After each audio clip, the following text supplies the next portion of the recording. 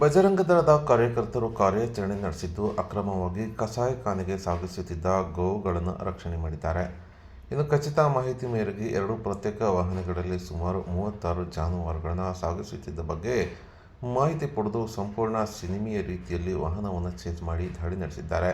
ಇನ್ನು ವಾಹನವನ್ನು ಅಡ್ಡಗಟ್ಟಿ ದಾಳಿ ಮಾಡಿದ್ದು, ದಾಳಿ ವೇಳೆ 2 ವಾಹನದಲ್ಲಿ ಸಾಗಿಸುತ್ತಿದ್ದ ಪ್ರತ್ಯೇಕ 36 ಜಾನುವಾರುಗಳನ್ನು ರಕ್ಷಣೆ ಮಾಡಲಾಗಿದೆ.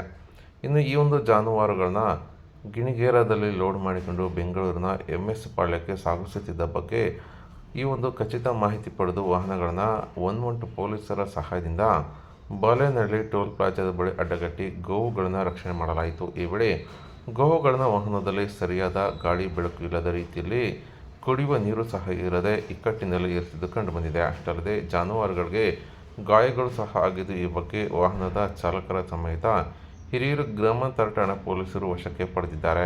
ಇನ್ನು ಈ ಬಗ್ಗೆ ಪ್ರಕರಣ ದಾಖಲಿಸಿಕೊಂಡು ತನಿಖೆ ಮುಂದುವರಿಸಿದ್ದಾರೆ. ಇನ್ನು ಈ ಒಂದು ದಾಳಿಯಲ್ಲಿ ಬಜರಂಗ ದಳದ ನಗರ ಸಂಯೋಜಕರಾದ ದೀಪಕ್ ರಾಜ್, ನಗರ ಗೋರಕ್ಷಕ ಪ್ರಮುಖರಾದ ವಿಷ್ಣು, ಕಾರ್ಯಕರ್ತರಾದ ಮಲ್ಲಿಕಾರ್ಜುನ್, ಹರ್ಷ ಸೇರಿದಂತೆ ಹಲವರು ಹಾಜರಿದ್ದರು.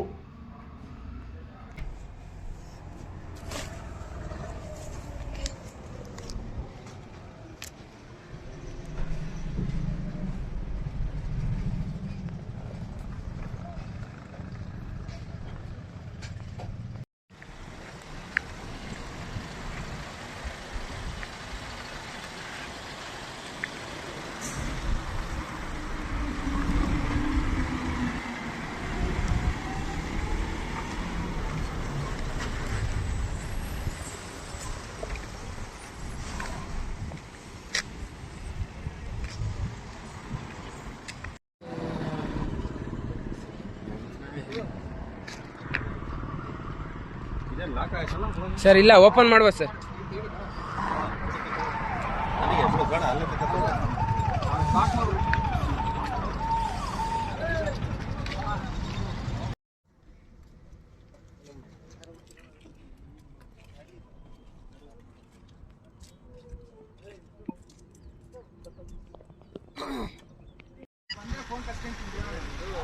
ಒಳ್ಳೆ ಮಾತಲ್ಲಿ ನಾವೇನು ಬಂದೇ ಬರ್ತೀವಿ, ನಾವು ಅದೆಲ್ಲ ಓಡೋದು ತೋರಿಸ್ಬಾ.